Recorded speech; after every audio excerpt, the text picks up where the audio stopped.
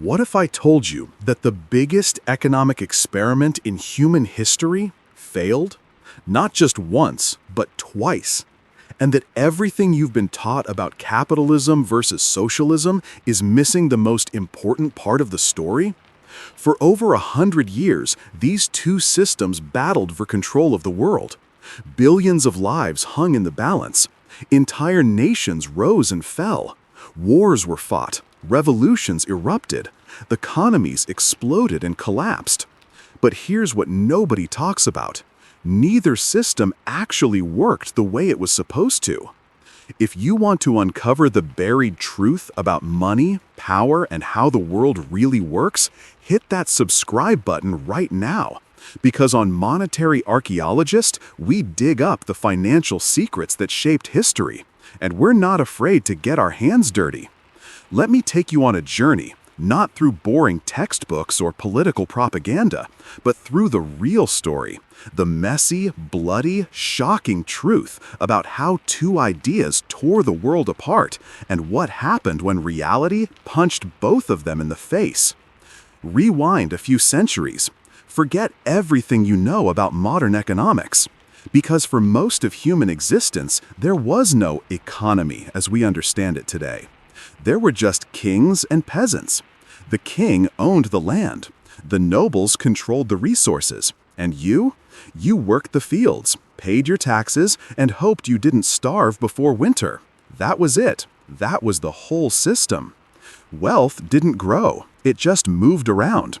If someone got richer, someone else got poorer. Innovation barely existed.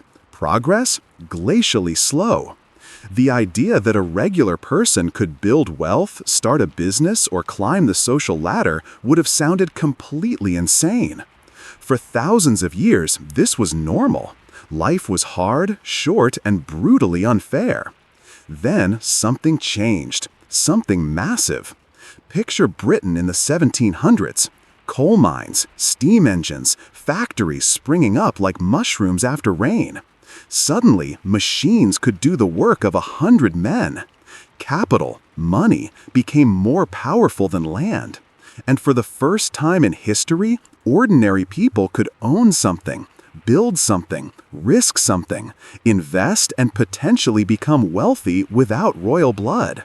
This was capitalism being born, not in a university, but in the smoke-choked streets of industrial cities. Production exploded. Goods flooded markets. Some people got incredibly rich. But here's the dark side nobody mentions in economics class. Children worked 14-hour days in factories. Workers lived in filthy slums. Pollution turned rivers black. Industrial accidents killed thousands. The wealth gap became a canyon. Capitalism created abundance, massive, unprecedented abundance, but it also created misery on a scale the world had never seen. Now imagine you're a worker in 1840s England. You wake up before dawn, you breathe toxic air. You watch children collapse from exhaustion. You see factory owners living in mansions while you can barely afford bread.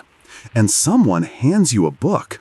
It says the system itself is the problem, that your poverty isn't natural, it's theft, that the factory owner didn't earn his wealth, he stole it from your labor. This book says there's another way, a better way. What if workers owned the factories? What if profits were shared equally? What if production served human needs instead of private greed? No more exploitation, no more poverty. Just fairness, dignity, justice. This was the promise of socialism. And to millions suffering under early capitalism's brutality, it sounded like salvation. Writers like Karl Marx laid it all out. The diagnosis seemed perfect. The solution seemed obvious. On paper, it was beautiful. But paper and reality are two very different things. Fast forward to 1917. Russia is in chaos. World War I has bled the country dry. The Tsar is overthrown. The old world is burning. And into this disaster steps Vladimir Lenin with a radical plan. We're going to build the world's first socialist state. No more private property, no more capitalism. The government will own everything: factories, farms, banks, resources. Production will be planned scientifically. Wealth will be distributed equally. It was supposed to be the dawn of a new era. Instead, it became a catastrophe. Without market prices, planners had no idea what people actually needed. Should they make more shoes or more bread? Nobody knew. Without competition, factories had no reason to innovate or improve. Without personal reward, workers had no incentive to work harder than the minimum. Food rotted while people starved. Shortages became permanent. The economy spiraled into chaos. Lenin eventually had to admit defeat, temporarily, and allow some private trade, just to keep people alive. Socialism's first real-world test had failed spectacularly. But here's the twist.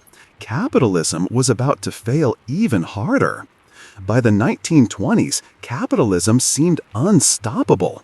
America was booming. Stock markets soared. Fortunes were made overnight. The future looked bright and shiny. Then 1920 happened. The stock market didn't just crash, it vaporized. Banks collapsed. Savings evaporated. Unemployment hit 25%. Soup lines stretched for blocks. The entire global financial system came within inches of total destruction. This wasn't a recession. This was capitalism having a heart attack. The Great Depression was so devastating that millions of people worldwide started thinking, maybe the socialists were right. Maybe this system really is doomed. By the 1930s, neither system looked good. Socialism promised equality but delivered breadlines and secret police. Capitalism promised prosperity but delivered mass unemployment and financial ruin. The world was stuck between two broken promises. And then came the ultimate test, World War II. The Second World War forced every major economy to show what it could really do under maximum pressure. The Soviet Union, despite all its inefficiencies, mobilized its entire population with terrifying speed. Central planning allowed it to redirect every resource towards survival. It was brutal, but it worked. Meanwhile, capitalist America transformed into an industrial juggernaut. Private companies innovated at breakneck speed. Production reached levels nobody thought possible. When the smoke cleared in 1945, something remarkable had happened. Both systems had proven they could work under extreme circumstances, but both had also revealed their limits. The real experiment was just beginning. For the next 46 years, the world split in half. East versus West. Communism versus capitalism. Central planning versus free markets. Two systems. Billions of people. One massive, decades-long test.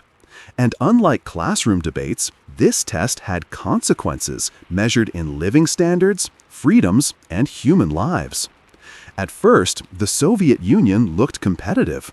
They industrialized rapidly, built massive infrastructure, achieved universal literacy, launched Sputnik into space. American politicians panicked. Maybe socialism really could win. But beneath the surface, cracks were forming. Soviet factories met their quotas by producing junk nobody wanted. Farms delivered rotten crops. Innovation stalled. Consumer goods were decades behind the West. A country that could build nuclear weapons couldn't manufacture a decent television. Why? Because without prices, the system was flying blind. Without profit, there was no signal telling producers what people actually valued. Without competition, there was no pressure to improve. Meanwhile, capitalism adapted. Western governments learned from the Great Depression. They added regulations, created safety nets, introduced unemployment insurance, Social Security, public health care in many countries. Capitalism didn't become fair, but it became sustainable. And sustainability became its secret weapon. By the 1980s, the gap was impossible to hide. Western supermarkets overflowed with products. Soviet citizens waited in line for bread. Western technology raced ahead. Soviet tech stagnated. The Cold War wasn't won by military might. It was won by economic performance. When the Berlin Wall fell in 1989, it wasn't destroyed by bombs. It was destroyed by the weight of its own contradictions. The Soviet system collapsed because it couldn't keep up, couldn't innovate, couldn't feed its people, couldn't maintain the illusion. A system designed to eliminate inequality had created new elites, party bosses and bureaucrats, while ordinary people suffered shortages. A system built to transcend market chaos crumbled under rigid planning. The numbers told a brutal story. Capitalism had simply outperformed socialism. Debate over? Right? Wrong. Because while the Soviet Union fell, the problems of capitalism came roaring back. The 1990s and 2000s brought globalization, financialization, and massive inequality. The rich got exponentially richer. The middle class stagnated. Housing became unaffordable. Student debt exploded. Then 2008 hit. Another financial crisis. Another near collapse. Banks bailed out while ordinary people lost their homes. Suddenly, young people started asking, does capitalism actually work for anyone except the wealthy? Socialism, not Soviet style, but something newer, softer, came back into fashion. Calls for wealth taxes, universal health care, free education, stronger unions. The debate was reborn. But here's the fascinating twist. Almost nobody wants pure capitalism or pure socialism anymore, because history taught us the trade-offs the hard way. Look around the world today. What do you see? Scandinavia gets called socialist all the time. But Norway, Sweden, and Denmark have free markets, private companies, and billionaires. They just also have high taxes and strong social programs. That's not socialism. That's capitalism with guardrails. America is called the capitalist champion, and it is, with enormous innovation and wealth creation, but also crumbling infrastructure, massive inequality, and millions struggling to afford health care. That's capitalism without enough guardrails. And then there's China, the most confusing case of all. They call it socialism with Chinese characteristics. But it's really authoritarian capitalism. Private companies driving growth, government controlling strategic sectors. Every major economy today is a hybrid, a mixture, a compromise between markets and state power. Not because politicians are wishy-washy, but because reality demanded it. When economic theories met actual human behavior, greed, creativity, laziness, ambition, neither pure system survived. Here's what a century of economic warfare taught us. Economic systems don't change human nature. Under capitalism, greed drives innovation until it drives exploitation. Under socialism, equality drives unity until it drives repression. In markets, power concentrates through wealth. In planned economies, power concentrates through politics. Different systems, same human tendencies. The real question isn't which system is better, it's which system has the best mechanisms to limit power, correct mistakes, and reward useful behavior. And history's answer is clear. The system that adapts wins. Capitalism survived because it could reinvent itself, adding regulations after the Depression, safety nets after crises, adapting to new technologies. Socialism collapsed where it refused to evolve. The Soviet Union, Maoist China, North Korea. But socialist ideas thrived where they merged with markets, Scandinavia, parts of Europe, even modern China in some ways. Ideology didn't decide winners, flexibility did. What this means for today. We're living in the aftermath of this massive experiment. Every regulation, every welfare program, every market rule carries the DNA of this 100-year battle. The mixed economies we inhabit aren't proof that capitalism won. They're proof that neither system could survive in pure form. But the debate is shifting again. Because the challenge is coming, artificial intelligence disrupting jobs, aging populations, climate change, massive debt, don't care about ideology. They expose weaknesses in both systems. Capitalism struggles with long-term planning and social cohesion. Socialism struggles with innovation and efficiency. The countries that will thrive will be those that combine the best of both: the creativity of markets with the stability of public investment, private innovation with public direction.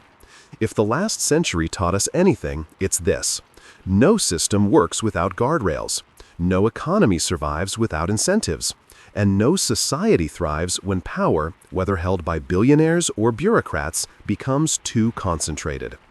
History didn't choose capitalism or socialism. History chose whatever prevented collapse. The debate was never really about economic theory. It was about power. Who has it? Who controls it? Who benefits from it? And power, as history shows again and again, doesn't disappear. It just changes hands.